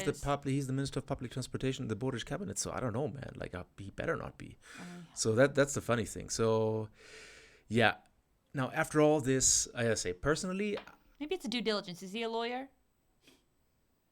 are there any lawyers in the Boric administration these days? I don't. Yes. I think it has become out of fashion to hire. Okay. There's a couple. Yeah, I'll look it up.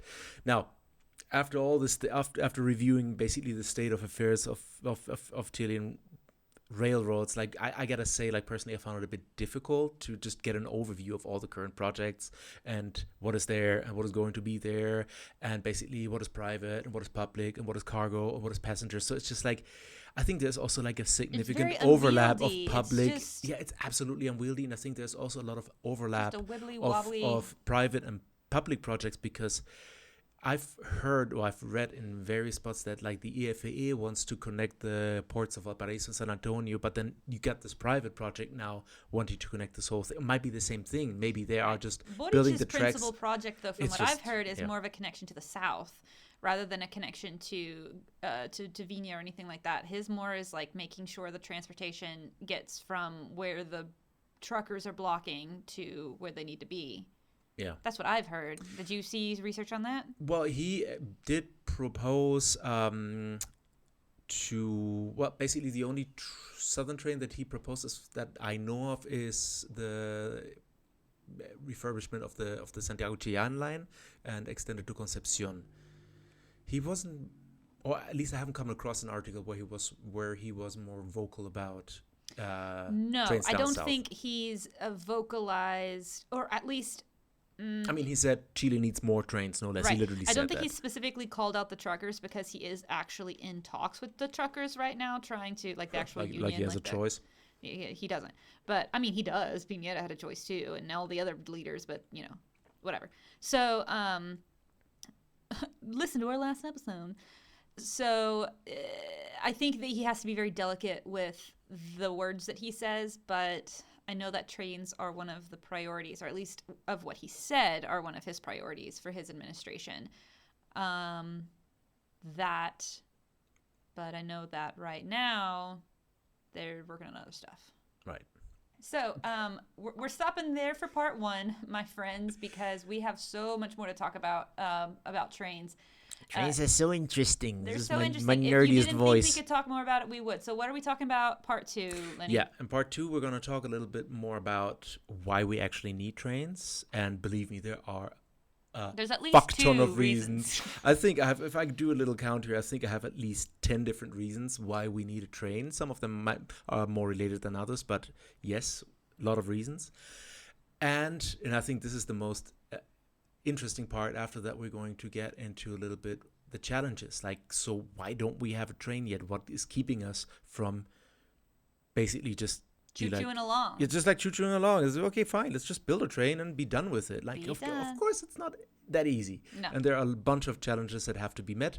So we're going to talk a little bit about that. And that's going to be rather interesting. So Yeah. stay tuned. So that's going to be part two. Remember, everyone, that we have some events coming up, which is the bilingual trivia night, which is on the 21st. And then there's a bilingual pub quiz, which is on the 28th of May. So we'll put more information on our Instagram, or if you want to contact those places directly, that's at the Chistolas on Instagram or facebook.com/the Chistolas. So there's that. And remember, if you want to support us, then you can join us on the Patreon at the $5 or $10 level, Righty-o. and you'll get lots of really cool things for doing that. Travel tips, coupons to events, different things like that. If you own a place and you want to sponsor us or you want to hook up with us, we can mutually benefit each other. Let us know. We'll help you out. You help us out. Mutually beneficial favors. There you go. And That sounded unintentionally dirty, but okay. I mean, hey, I'm Hey. open to it. So anyway, we love you guys. Thank you so much for listening to our Choo Choo Train episode. So when in doubt, Gring out and stand back off the closing doors, please. nice. Ciao. Bye. Bye.